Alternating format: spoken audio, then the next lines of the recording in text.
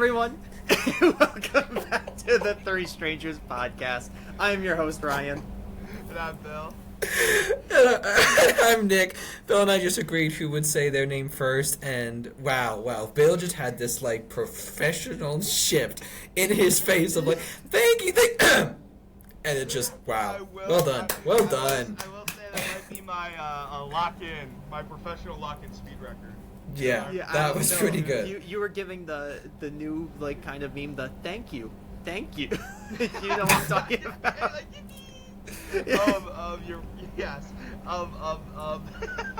I'm glad to be here with you guys as always. And what are we talking about today, Ryan?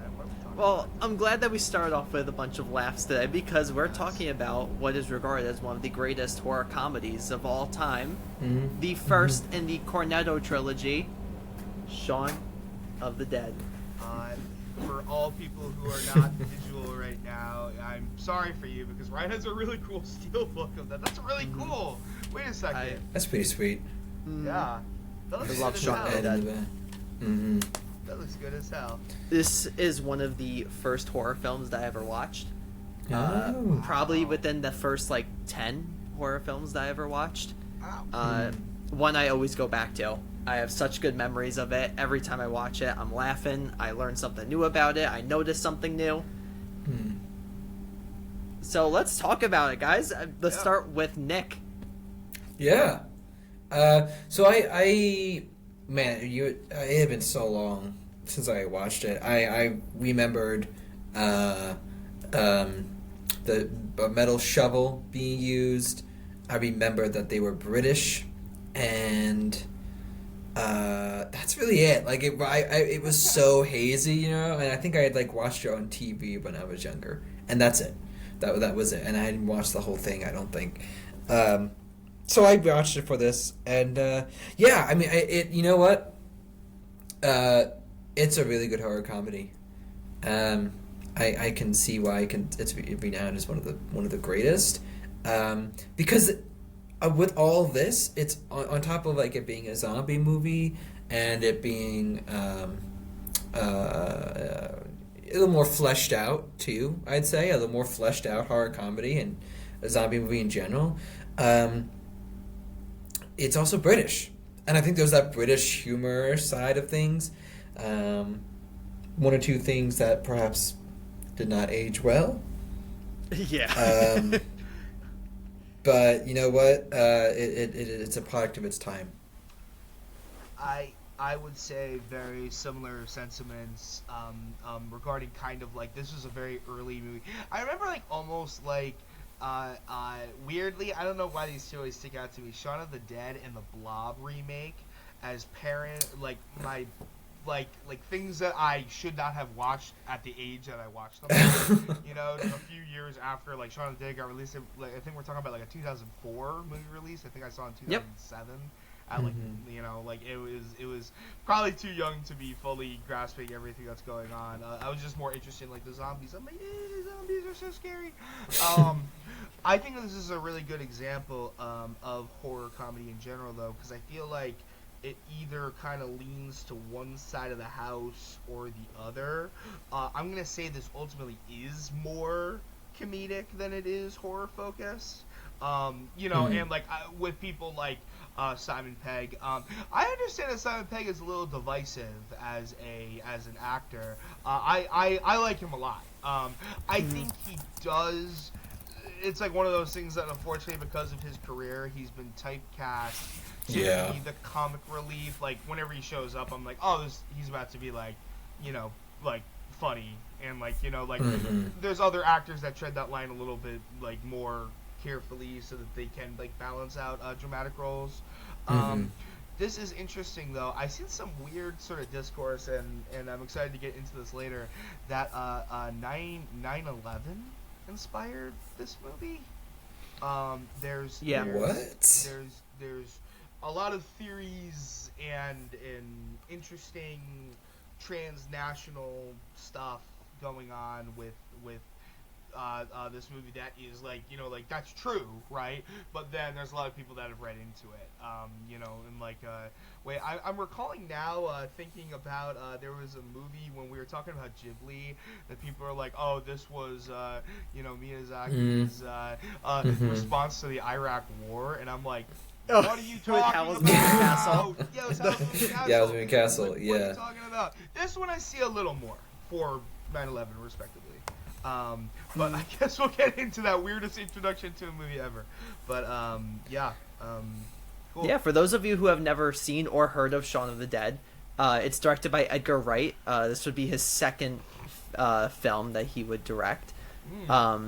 This is Simon Pegg's first film role that he had, and the first of his collaborations with Edgar Wright. He would end up writing this Cornetto Trilogy of movies with Edgar Wright, and they would all feature him and Nick Frost. Right, sort of partner in crime. Now, I do think that Pegg and Edgar Wright worked in television together. They Yes. Spaced, right? Yes. That sort of short-lived TV show. Very British humor. I have watched it. I've watched it at the same time that I watched The IT Crowd. Do you guys know? Oh, yeah. It was early 2000s, sort of hyper. It almost like feels like an evolution of like Monty Python comedy, where it's sort of over the top. It's just people having like like sort of mundane lives, but like sort of flipping it on its head. I believe an episode of Spaced was sort of the inspiration for Shaun of the Dead, because I believe Simon Pegg's character in an episode like hallucinates a zombie apocalypse happening. Yes. And so it's, I did read that. Yeah, there you go. So, Okay. very interesting. Do you guys like Edgar Wright as a director? Whenever I think of Edgar Wright, I immediately think of what's it? Oh, geez, Baby Driver, but also Yes. of course Scott Pilgrim. Yes. Oh, yes. Yeah. Kind of been around. Yeah. I like a lot of his early work. I like Baby Driver, and I do like Last Night in Soho. I didn't see The Running Man. I didn't hear great things about it, but And he also did Ant-Man. Yeah? Why is it kind of He was a Ant-Man coming writer. up? He was a writer in it, that's why. Okay. Yeah, he's not a director. Yeah, that would make sense. It's really funny, and I won't go. This is not the place to go into it here. I can't believe they remade The Running Man. That's crazy. That's so crazy. Like, Yeah. given like there's like that's really like a separate episode that we like talk about like The Running Man, and like weirdly, I understand that it's like kind of salient to now, but that's so interesting. But yeah, that's the last thing he directed. Pretty recent. Yeah. Pretty recent Yeah. in the cycle. Yeah, last year. I would say he is hitting more than he is not hitting, though. In terms of his Yeah. yeah. Yeah, especially I think in the second half. Yes. I mean, Baby Driver was huge. Last Night in Soho, I think, was, you could say, a bit of a horror highlight of pandemic times. Obviously it was another Anya Taylor-Joy. Yeah, little Giallo inspired, which we're gonna Giallo. talk about with Hot Fuzz. One day Ryan will not find a Giallo connection in a movie. I think it's possible. It's possible. No, but I loved Last Night in Soho. Very psychological. It kind of proved what he could do in the medium. Yeah. I kind of wish he did more of that. Honestly, I think he could do really well with psychological horror. But he, I think his core, at his core, is comedy, and you can see that with his earlier works.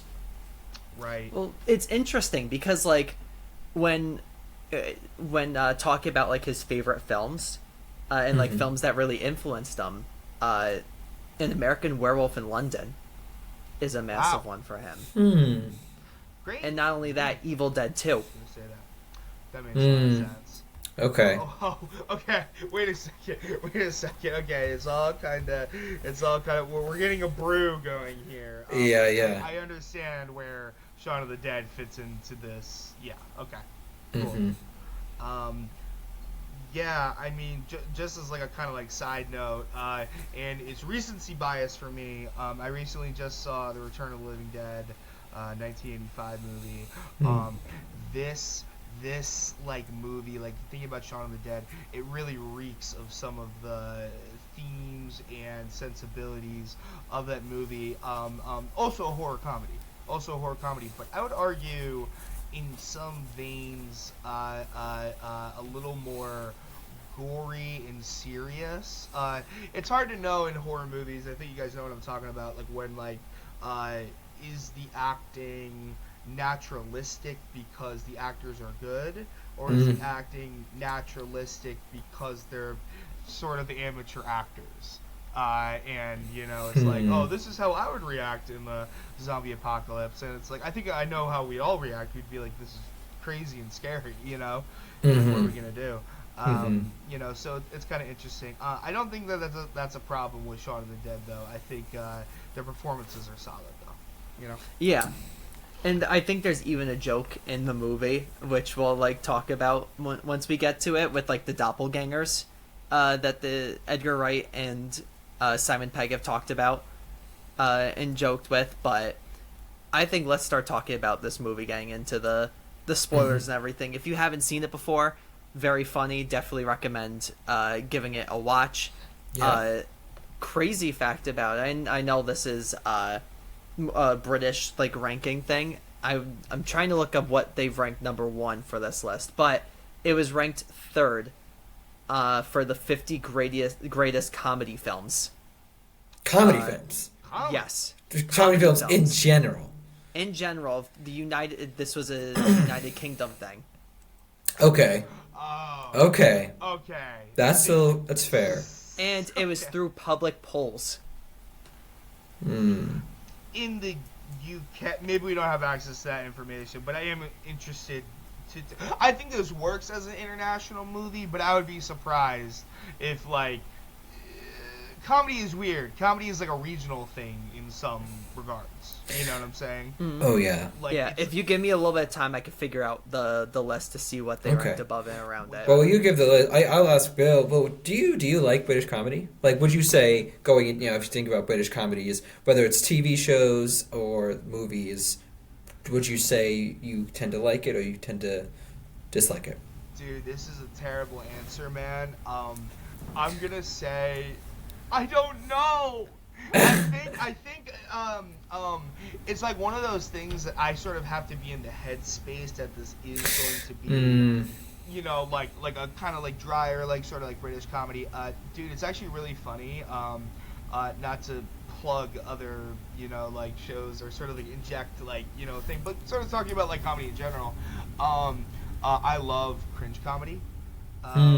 I think a lot of people do, as evidenced by like the success of shows like The Office and stuff like that. Although it's really funny, I would sort of say the ultimate sort of boundary pusher of cringe comedy is probably like Nathan Fielder, somebody like that, right? Oh, I love Nathan Fielder. Right, and I remember before The Rehearsal came out, and it was just Nathan For You. I showed my dad like an episode or two of it, and he was like, "This is funny, like this is like, like that." And it's really funny because like I was like, "Oh, like you don't like this at all." And then he's like, "No," he's like, "What?" I don't think he understood that there's like a sort of TV production tongue-in-cheekness where it's like you're not actually screwing over these people, They might present themselves as like they are presenting as like real people, but it's not like you're like destroying their business and just like walking away or whatever, Yeah. But it's he was like I don't know, like it's like this is not for me, like, and I was like oh, interesting. And I would say sometimes British comedy is like that. It's not for me. I'd say newer British comedy I prefer over older British comedy. No shade on Monty Python, I did kind of bring it up. It's okay. I mean, Monty Python, it is stupid humor, right? Like it is just so slapstick. I don't mean stupid as in like an insult. I really mean that as like an adjective here. That like it is this like slapstick. Like, oh my god. Like if like somebody said this in a regular conversation, it wouldn't be funny. But it creates an entire world of I mean, that's what Monty Python is, right? Like, it's this whole world that's not really created, but it is, and like it's almost like a play that goes wrong type of. It's so interesting because like I feel like Monty Python the Holy Grail, like that sort of is the quote unquote like holy grail of kind of like absolutely literally, right? Yeah. I did see Life of Brian.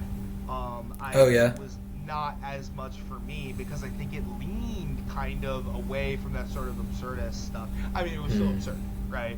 Yeah, But, absurd. Yeah, that's a good yeah, kind of like. I do love British comedies. Like The Inbetweeners, I think is one of the funniest TV shows I've ever watched in my life.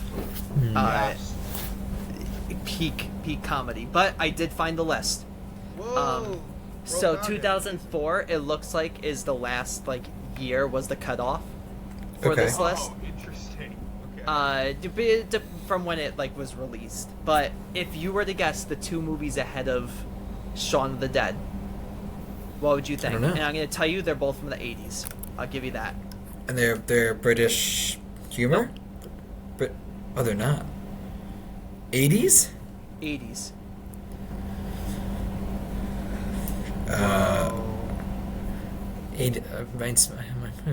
My mind's stuck in horror. Oh, bro, is it that When Harry Met Sally? Oh. It is on here, but it is not that. Okay, sorry, because I know a lot of people. I think that movie is quite funny. I think it's almost a little more dramatic than thing. So I recently saw that recently. Rest in peace, Rob Reiner. In all seriousness.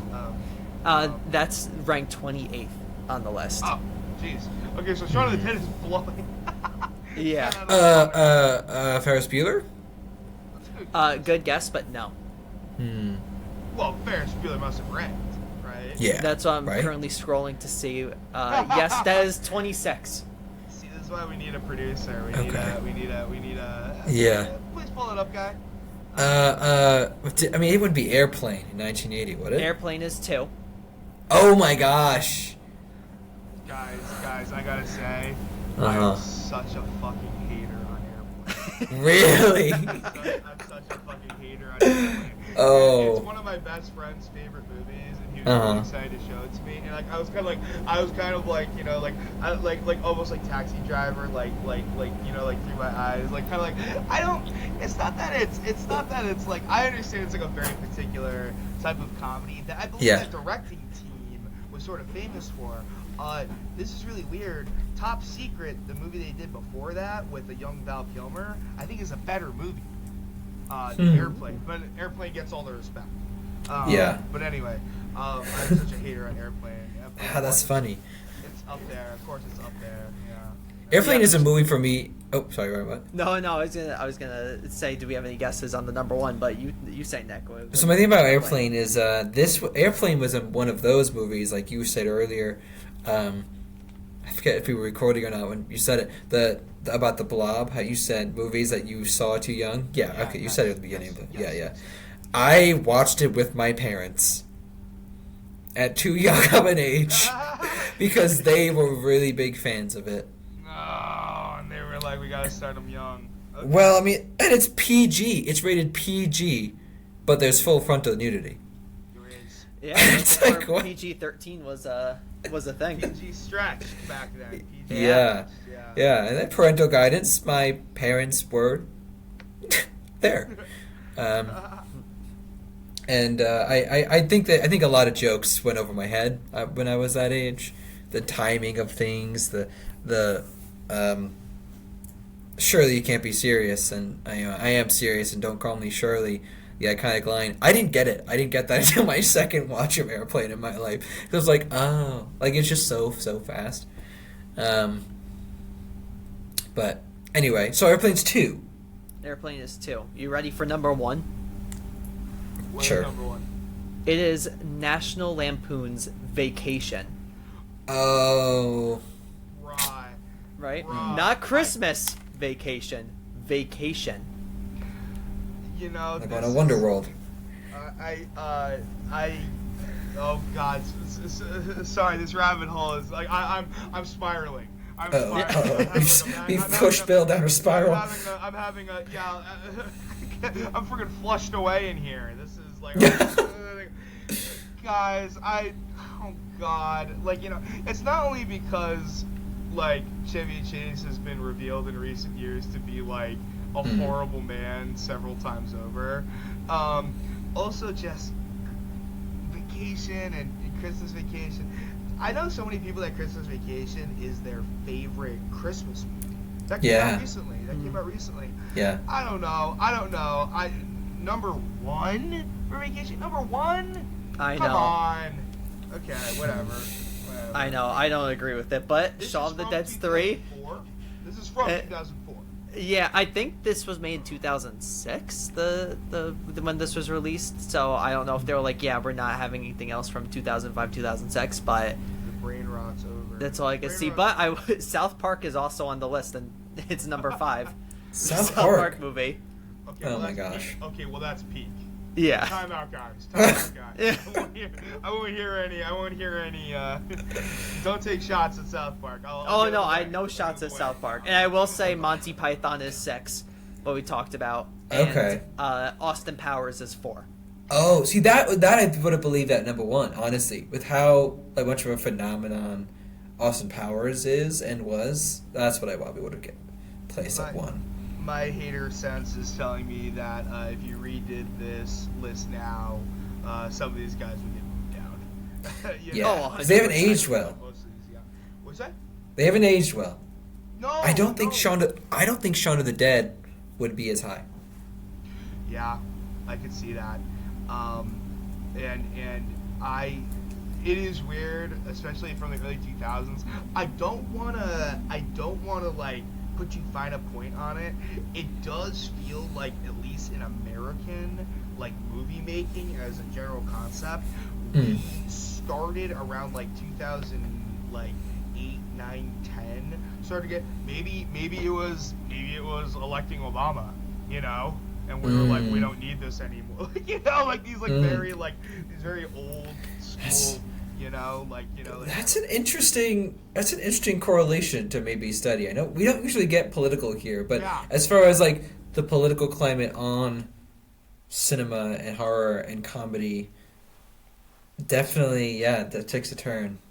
I won't distract us anymore from Shaun of the Dead, but I recently watched In Bruges, and I was shocked how much Colin Farrell was slinging around words that you would not expect to see today. It was interesting to me. I think this is where we drop a little warning. There's, when you're watching it, there's a few F-slur drops, mostly for saying like cigarettes. And the most egregious, there is an N-word. There is an N-word. That came out of nowhere. That was shocking. Yeah. That was shocking. Yeah, I It's a was jump like, scare oh? every time it happens because you're like, what? Yeah, like what? In a zombie movie? And I'm not explaining it away, but the whole cast reacts to the usage of it.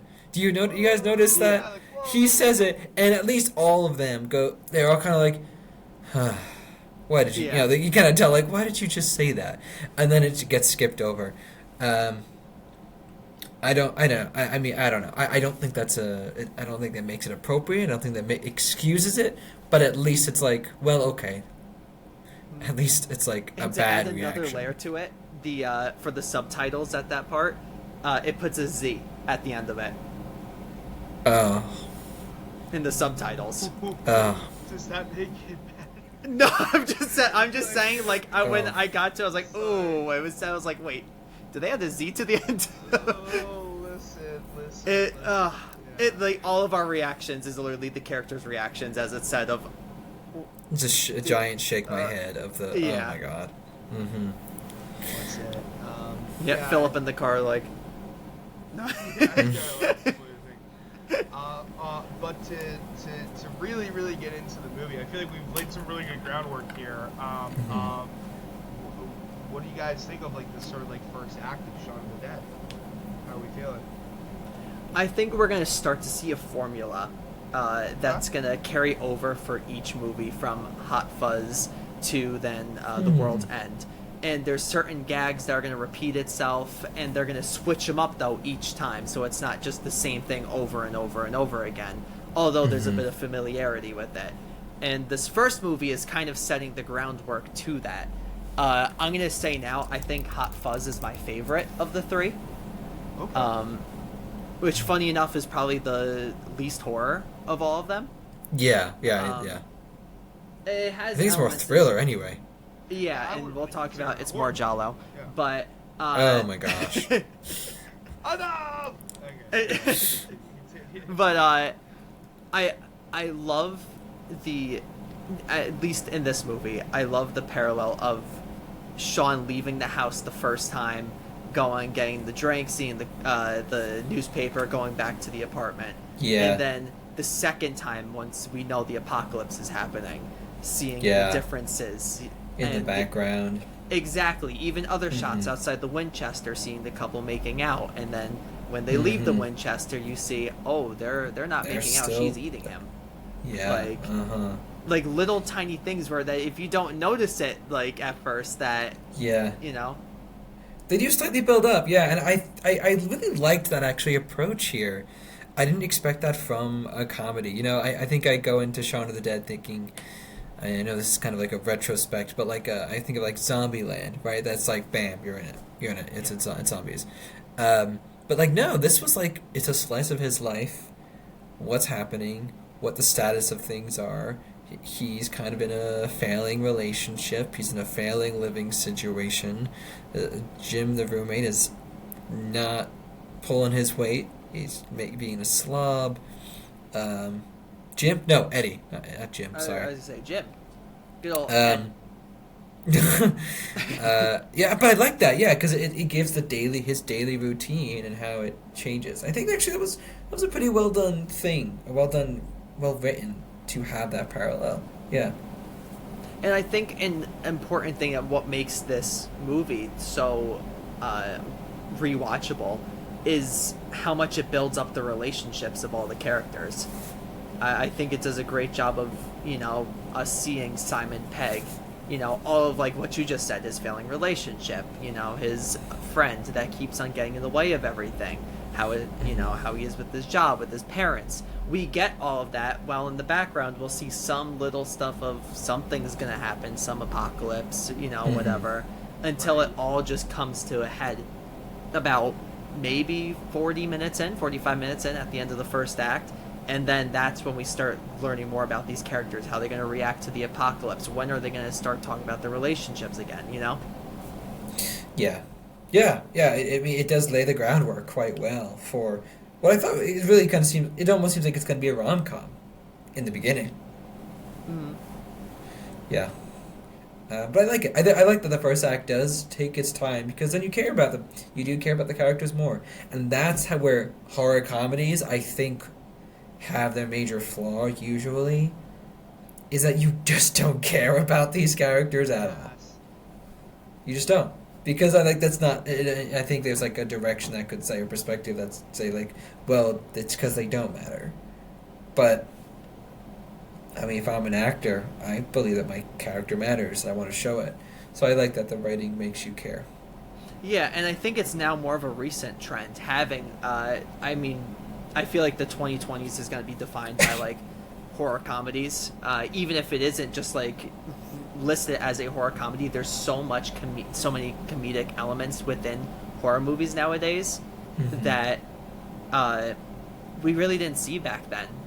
You talked about, we really don't care about our characters. We're going to have some comedic moments. We're going to have a funny death of a character. We'll have our laughs, and then that's it. Now we're starting to learn more about them. I think about Lisa Frankenstein, what we talked about last year. That is definitely a horror comedy. Very funny. Yeah. Develops its characters super well. Anything that the Radio Silence makes, like Ready or Not, Abigail, very funny movies, but it builds up its characters. Can I say something a little divisive right now that I think is going to? Well, you know what? Maybe what I'm saying is not divisive, but like I think it might be divisive for some people. So much time in Shaun of the Dead is kind of spent on the relationship between the characters. Yes. You know what I'm Yeah. saying? A surprising amount for a zombie movie. Yeah. And Yeah. like I feel like sometimes you'll see this in horror movies where it'll be like, okay, something happened before the events of the movie that influences like somebody's decision like later, right? And it's usually either like a thing of pettiness or like a thing of like, oh, like I like this person, or like they're doing this thing, like something like that, which Shaun of the Dead kind of like has. But I am shocked how much it plays into this movie. I think it's kind of interesting. I don't really know how to put too fine a point on it though. You know, like if we've ever seen it before or like can define this or anything. But it is interesting how much time is spent on that during the course of the movie. You know. Yeah, like at times it feels like kind of a drama first and then a horror second. Yeah. Weirdly, yeah. Yeah. Right? It's actually a dramedy. Oh, Yeah. no. And, The horror dramedy. Yeah, The I mean, horror Martin drama. Freeman does show up, so That is true. Do you guys... I love, speaking of just like weird actors that show up, I love that Bill Nye is the stepdad, and the running gag like, well, he's not my dad, he's my stepdad. yeah. And like, it just, I just love Bill Nye as a dad. Maybe it's like maybe it's because About Time is one of my favorite movies, but like, ugh. Him as And a we're dad not saying just- Bill Nye the Science Guy, just for those. No, wondering. Bill Nye as in. It is not the Science Guy. It's like Nike, kind of, yeah. Yeah. Yeah, Yeah, it looks like that. Bill Nye. Nike.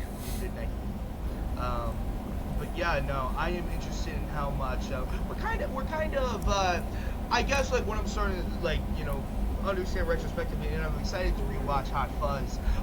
It's always this sort of setup, right? It's always this sort of setup with Peg and Nick Frost here, right? Where it's sort of like their relationship. I can't speak too much on World's. I always call it World's End, which I believe is the tagline to Pirates of the Caribbean. It movie. is, yeah, the third Pirates. Third Pirates of the Caribbean movie. It's at the World's End, right? Yes. It's yeah. just the world's end. Oh, it is just the World's End. Okay. But I get it also confused with, is it End of the World, where it's Seth Rogen and like it's a bunch of celebrities playing themselves, like Emma Watson is in it. That's This Is the End. This is the end. That's the last hangover, right? Oh God, we're spiraling, guys. Wow, we we're are spiraling. You know what I'm saying, though, right? It's called like "This Is the End" or something like like. Oh yeah, like something. The last part, the end, whatever. Yeah. I swear to God, it's something like that. And I remember everybody was like, "Oh, what a weird marketing decision. They didn't call it a hangover movie." Not that those are like pinnacles of cinema that we should look to. I swear, all it says is Hangover Part 3. Everything. Oh, really? Yeah, Oh. I cannot find anything. I mean, it looks like What? the end of the world, unless that's a fake poster Oh, for shit, that. Okay. Oh gosh, we're spiraling, guys. Yeah, we what are. is We happening? are. So Shaun of the Dead's great movie. Yeah, End of let's episode. correct the Thanks, ship. guys. Let's correct the ship. Let's correct the No. ship. I guess it's always this sort of situation, though. It is kind of funny that Nick Frost is a slacker type guy. As a slacker. Yeah. In this thing. I think I'm liking all the performances we're getting here, though. I don't think anything feels off kilter. You know. Yeah.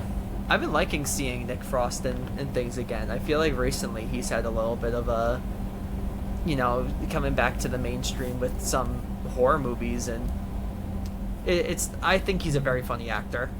I think he's great in Hot Fuzz. I think he's also trying to become more of a director. I think he's trying to start and get his dip his toe in it, as some would say. But funny guy. I think he plays his character very well. It feels kind of like a typecast character, in terms of like you kind of know what you're gonna get with this character, but even then, a few little surprises within it. I also love the other roommate that they have. Yes. Yeah. the successful roommate who is, what does he do again? Is he even, does he go to, he I don't know goes if they into ever work. say. He's some kind of manager. Some people are calling out, whatever. Yeah. Because I mean, you've got like you kind of really have like such like three archetypes. You've got like the unemployed, then you've got the employed. It's a fine job that the Shaun has. Yeah. Almost forgot the name of the main character, but it's literally the title. But then and then he's like the more successful one, and they all live together. But three different levels of, maybe we've all been there. Yeah, maybe, different life paths, kind of the same thing, yeah. Yeah, and then for that third roommate also to have before like this role being the voice of Darth Maul in Star Wars Episode 1. What? Yes. What are you talking about? Yeah, the guy Is that really? He's the voice, not the actor? it's the voice. The guy, well, wait a second. They got a different voice? Does Darth Maul really speak? Oh, no, he doesn't. He does. He does very little. Yeah. Kind of known as a silent, he's kind of like a Yeah. intimidating presence, you know? He doesn't really Yeah. have much of, he like speaks like a few lines, and then he yells at the end when he gets friggin' chopped in half. But, Mhm. you know, other than that, Yeah, he does the of when he gets He's the you know what? He doesn't yell when he falls down the pit. That's right. I have like some weird thing. Maybe that's just what I would do. Maybe that's just what I would do. Like, oh, like, you know, like. Yeah. But, yeah. But okay. Yeah. Interesting. Okay. Great, Well, great. Good for him. Yeah, Good for him. That was a good one. Big one. Do you think he gets residuals? For the I hope so. Yeah. Every time. Yeah. And then. Yeah. Wow. Okay. Well. Bigger and better things. Hopefully. Right. Cool. Yeah, could you imagine Brian, that you brought in 1999 you're the voice for Darth Maul, then a few years later you're naked in a pub trying to choke out getting choked out by Nick Frost. as a zombie. Man, Hollywood's fun, isn't it? Yeah. Like. As we all have experience with Hollywood. We don't. But Yeah, we don't. to be clear, but yeah, no, that is funny. What a range! What an acting range! Phenomenal. Get you an actor like oh god, I don't even want to like try to pronounce his name. Peter Serafinowicz. So sorry for butchering that name. Surfinowitz. Surfinowitz, there we go. Yeah. Are you guys appreciating the sort of? It's funny because we live in like I'm gonna say we live in a PC, so a post-zombie age. You know. Yeah. Where this was in 2004. This was a pretty novel thing, right? You know, I mean, there had been like previous iterations of zombies all throughout like 60s, 70s, and 80s. But I would say that this was sort of the beginning of a resurgence in interest in zombie films. Yeah. I mean, this is early 2000s, right? So yeah, well, same you have year a whole you have bunch. Dawn of the Dead remake coming out. That's true. That's true. Yeah. Oh, that was Yeah. 2004, that's right. Currently trying to see Dawn of the Dead came out first before Shaun of the Dead. Dawn of the Dead was March 19th. Shaun of the Dead was September 24th. You think there was legal trouble there? You think there was No. any kind of... Okay, that's interesting though, because I don't know. It's just like literally like the name lift. You know what I'm saying? Because I was Well, there's- Shaun of the Dead. Yeah. Yeah, there's definitely like there's reference to like the Night of the Living Dead like franchise with George Romero and Shaun of the Dead. There there's jokes within it, but I don't know. It says that they shot between May and June of 2003. Dawn of the Dead. I'm gonna kind of look and see if I can figure out when it was shot, because who knows? Maybe Dawn of the Dead came out. Oh, was shot between June to September of 2003. Dawn of the Dead. But Dawn of the Dead was released first. All right. Now, friggin', what does this mean? What... Yeah. Let me just. Yeah, it's fine. It's okay. Like they were just making this stuff around the same time. No, but maybe the directors were best friends, and one guy was like, "Yeah, I have an idea for a zombie movie," and the other one's like, "I do too. Oh my gosh, should we make it together?" And one of them goes, "I'm thinking about be pretty horrific," and the other one's like, "I'm thinking it'd be pretty funny." Wow. And they're like, and then they start kissing.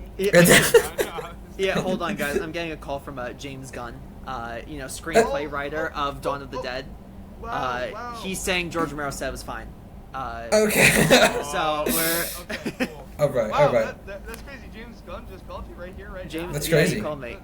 Wow. That's great. Yeah, he also said that I could go see super early. So Wow. Good for you. Yeah. just this is the life that our fearless leader is living in, random call-ups from the upper echelon. Yeah, we are humbled. We are to be in the presence of such clout is just. Yeah. Thank you. Fucking. Thank you. I think the bit is starting to die a little bit. So.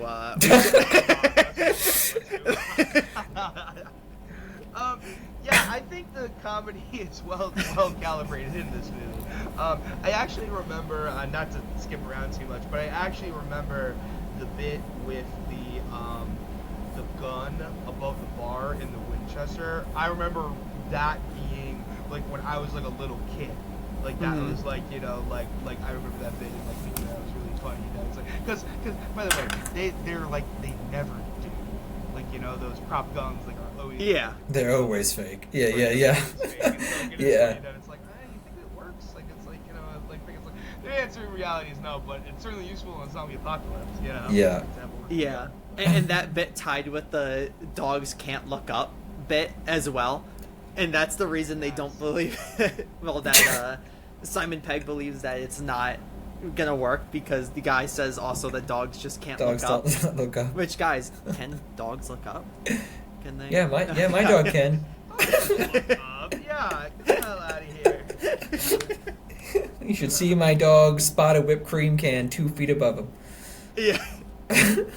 Yeah, while we're eating at the dinner table, the dog's just like staring like this, not looking at him.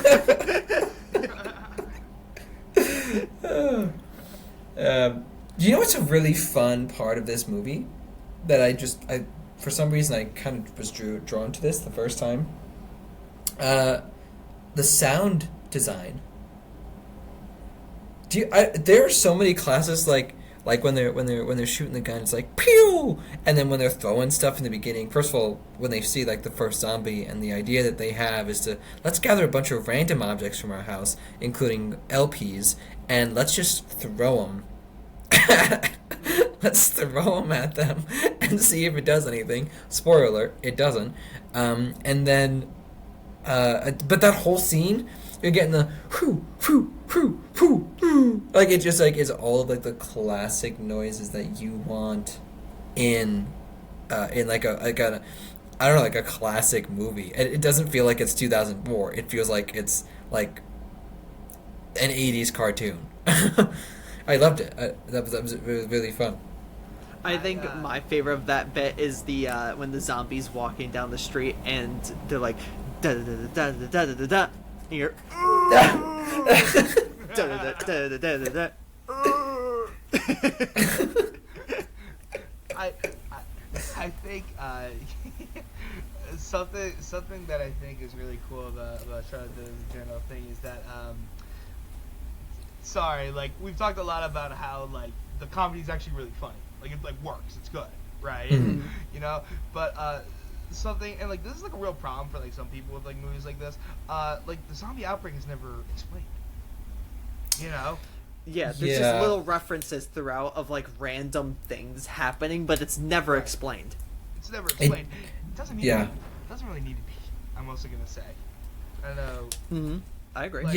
It doesn't follow that rule. It doesn't follow the rules of explaining the origin. Yeah. You know, I mean, it's always like weird because it's like either like viral, chemical, like biological, or like whatever thing if you want to get like technical and like weird. But like, I don't think it's necessarily like funny. I will say though, I don't know if any of you you know, video game connoisseurs played Plants vs Zombies. Oh. Listen. This is, you know, this is big brain. You gotta be very big brain to do this. But I couldn't stop thinking about with like the garden scenes and everything. Like, you know, like the country off the movie. Like I was like, this really is. I'm like, is this where the inspiration came from? Maybe not. But you know, interesting to think about. But what was your inspiration for the Plants vs Zombies app? Oh well, actually. Actually, it was this one scene in a horror movie. I loved it to bits, and I thought that I could make an app. I could make an app of that, and then I did, with money. I got $1 million for a loan, and then I made $1 billion. Listen, so inspiration comes from the strangest of places. Yeah, You know what I'm saying? It's true. You know what I'm saying? It's true. I wouldn't be surprised if Plants vs. Zombies guy was like, you know what, when we were making the adaptation on Xbox, you know what I was inspired by? Hereditary. You know, like, listen, like, you know, when I'm doing my tell-all horror web series here, you know, I'll think about my time with the Three Strangers podcast and how it you know, you guys might even make cameo appearances. You know, Bill's gonna make the sequel of Hereditary. I will call it. Sorry, I don't want to get distracted from Shaun of the Dead anymore. I have so much to say about Ari Aster, but you know, the most horrific thing that Ari Aster ever made was his student film. Yes. That he submitted to a festival, and if you know what I'm talking about, you know. Yeah, I know you know, right? It is the most horrific thing he ever made. I don't know if you ever seen that, Nick, but. No, what's his student film? What? Oh. Let's not talk about it anymore. Oh. We'll talk about it a little later. Yeah. Okay. Oh. It's deeply scary. Yeah. Yes. A gag that I want to talk about though in Shaun of the Dead is with the doppelgangers. How we see his friend like Yvonne, and then they're trying to get to the Winchester, and then they run into the other group, which is supposed to be just like them. Oh my And gosh. Yes. There's two gags that was supposed to like be that. One, that Yvonne actually knows what she's doing. And Yes. like, you can see that because all of them have weapons, whereas Shaun and the group does not have any weapons. Yeah. But also at the time, those were all actors that Simon Pegg had acted with. First, and second, they were all more famous than the group that he was with. Yeah. So the gag was supposed to be that they were in a more interesting movie, but we got stuck watching the other one. Yes. Yeah. And each character's archetype is the same. It's just a more famous actor. Right. They got the same costumes. I loved that parallel when they're walking, they walking to each other, and each one is like, oh, and they say the same things, and they greet each other the same way, and they're wearing the same like stuff on their head, and it's like, oh, that I love that. That was quite the laugh I got. One of the bigger ones, honestly. And it's one of those that like now everyone knows Simon Pegg. A lot of people know Nick Frost, so now it looks like his group is the more famous. But back when it came out, the other group was the more famous side of it. Yeah, for sure. Interesting to kind of do the thing. Are you guys finding yourselves at all annoyed by Nick Frost's incompetence in this movie? Yes. It's a little frustrating. Yes. Yeah. Yes, because like it's true. He just fucks everything up. He just does. Like, and like it's almost like Slacker for the thing of like having a Slacker character. It's like nobody would actually act like this in like a real life situation. It's like, bruh, you know what I'm saying? Like, you know, it's like playing the slot machine. I don't know. I'm gonna disagree with you, Bill. Actually, Okay, go for I it. think what makes him the most aggravating is it is how some people would act. To me, is that terrible? Like I think about the slackers that I know, or like the people I could place this archetype on, and I'm thinking, yeah, I think that might be them. They'd be like, oh Yep. shit, a zombie invasion. let's light up a bowl. You know, You know? I'll say this. Like, you know, I have the heart of a gambler, the heart and soul of a gambler. So I would be in the bar playing the slot machine. You know, all the phone stuff I could chill with, but like, you know, even, I'm sorry, like it's crazy because like I don't know, there's a lot of layers to that one, just because like also like, you know, we later find out that the zombie apocalypse did get thwarted, but like imagine you're playing for money that no longer has any value. You know what I'm saying? Like, sure. Yeah. You know, like it's crazy. Good point. Yeah. Yeah, or taking a call as you're trying to get inside the Winchester from your friend that's like, hey, you got any stuff to sell? It's crazy. Yeah. Mm-hmm. And something we haven't touched upon, which I want to kind of end with, is the gore and the death scenes and violence. I think it has some. You have great moments of suspense of, ooh, is something going to happen to that character? Like, when are they going to change? Are they going to get bitten? And also having really emotional deaths. You know, the death of Philip, the death of the mother. Yeah. It really, Bill Nye. Right? Like, you think like, oh, no, he's just going to be like kind of an antagonist. And they're planning on killing him before that, and then he doesn't. And then Bill Nye just has like a soliloquy of just a swan song, if you will, like of everything that Shaun needed to hear to accept him, and you're like, holy shit, this is emotional. Like, good. It is. I think it's one of those things where, and I'm learning this as I'm in a comedy right now on a play, and like there are emotional moments in a comedy, and I think like that's perhaps what cements a comedy doing so well in my book, is that like you can have these moments of heart in the comedy. You know, like I think like there's like a stereotype of like the I love you man part in like a comedy or like in a horror, you know, you're trying to like make a comedy serious. But I also think that if you play the heart the right way, it works. And I think this moment that we have with Bill Nye's character and Shaun is one of those. And then the other one, right, in the Winchester, in the bar, with the mom. It's kind of crazy. Everything feels like it culminates at the bar, right? You know, this is like sort of like where we like wrap up like character threads and everything. This whole interesting thing with like David and like who likes, you know, like who more like and everything. And of course, kind of culminating in Nick Frost's sacrifice. It's funny. I keep saying Nick Frost, and I think of you, Nick. And it's sort of like I'm kind of like, you know, like I'm sorry. Thank you for sacrificing yourself for our character development, dude. Oh, you're welcome. It was my honor. I'll be sure to keep you in a semi-comfortable existence after your zombification.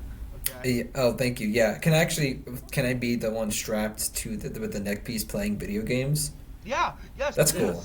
Yes, please. You know, I would love that. That'd be really good. That's really good. Yeah. That is. And I'd be remiss to not add in the death of a very specific character that becomes the iconic death of the movie. And you guys know what I'm talking about, right? By the window, when David is torn apart. Yeah.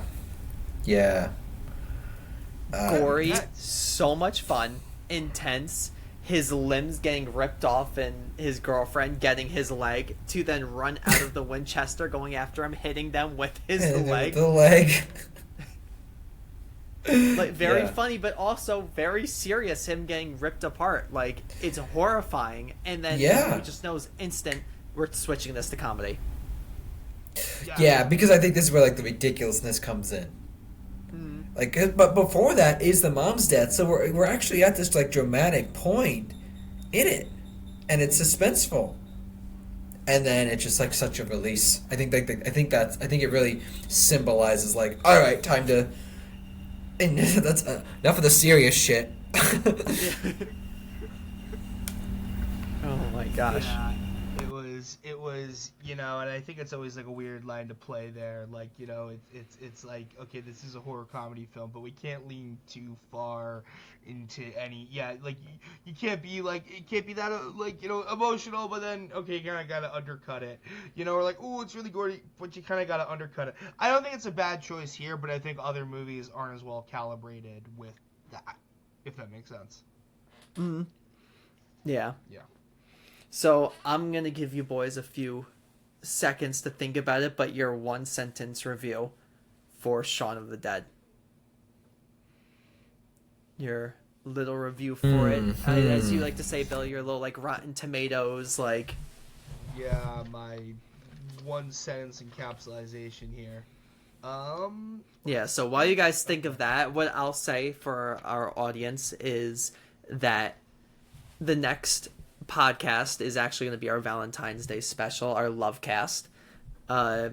It's going to be on the movie Extraordinary and Irish horror comedy romance, so keep an eye out for that. We may or may not have a guest, we may or may not have a few guests. We'll see what we can pull together for that, but then after that is when we'll continue our Cornetto Trilogy with Hot Fuzz and then The World's End. So we'll have a little tiny break in between, but that's our schedule for the next few episodes. And of course, we're going to try to throw in, like I said before, our episode with Julia and Fear.com, which I know Bill has watched at this point. So will be ready to talk about it. Primed up. Bill did such a good job at watching Fear.com for our Shaun of the Dead episode. I'm just so good at watching these guys, I'm so good. Like nobody can watch. I often say nobody can watch movies like I. I'm just the best. I predict what Ryan is gonna want to do, and I'm like, oh well, I already did that. Wow. Mm-hmm. And, what a teacher's pet. It's so funny. Careful now. You're just mad because I went first this episode. Ah!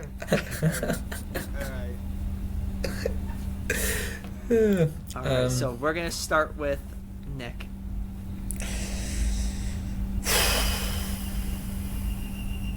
Wow, I don't know. Actually, can you guys hear my washing machine right now? It's ringing so loud. I was going to ask. You can hear that?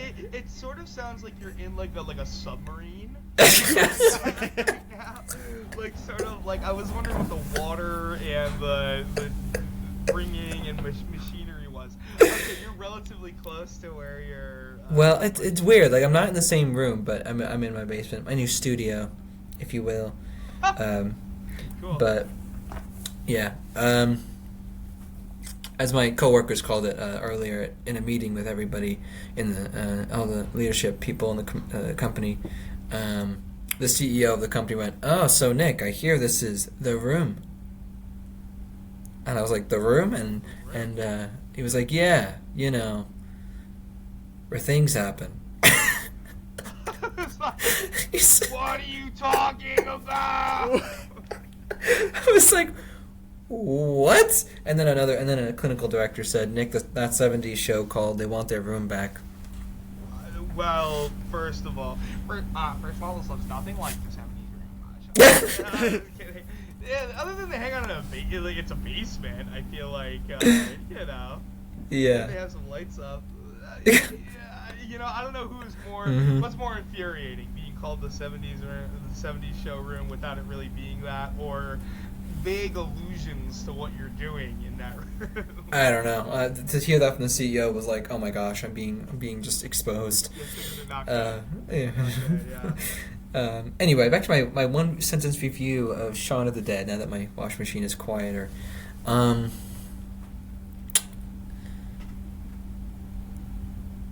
I actually really am stuck with this one because this is a movie where I had a hard time rating it because it was fun, but I can't place how good of a movie it is. So I'm gonna say Shaun of the Dead plays well with spawns of the dead. And watching this, I may feel like an American pawn watching the dead. But it is certainly more entertaining of a movie than mowing my lawn and going to bed. Yeah! Yeah! Okay. Hey, listen. I didn't think you were gonna bring it home. I didn't think you were gonna bring it home. Thank you. Thank But you. You brought it home. You did. I can't believe I did that. I was like, my eye was like twitching. Like I was like, he'll get there. I believe in Nick. Let me cook. Let me cook. Let me garden. Let him garden. Yeah, Bro's playing Plants vs Zombies in real life. Yeah. I unfortunately mine is not much better. I was trying to do an undead pun. I didn't quite get there. Mine is actually a little menacing. A little weird, a little strange, He's just standing there, reviewing menacingly. Okay, this is my best shot. All right. I'm gonna land the plane a little quicker than that, but being horror and comedy without too many seams, Shaun of the Dead will make you feel alive. All right. Yeah. I didn't quite get the pun I was looking for, but it was okay. What about you, Ryan? Mine would be, I will be giving Shaun of the Dead its flowers to a wonderful Oh. That's good. That's good. Yeah. Okay. Mm-hmm. Damn, it's good. Why couldn't we think of that? Shit. Damn it! Damn it. Gosh, I'm excited for all the things we have coming up next. I'll have to watch one less movie than I normally do due to my com thing. I can't wait to talk about that movie. Yeah. Yeah, so with all of that being said, thank you everyone for listening and or watching if you're watching us on YouTube. Thank you, of course, to Nick and Bill for being here. It is always an honor to be able to talk to you guys about horror and to hear your perspectives on things. Thank you to our audience for giving us the support. If you have any suggestions on what you want us to watch next, please let us know. And with all of that being said, always remember, dogs can't look up. Bye, everyone. See ya.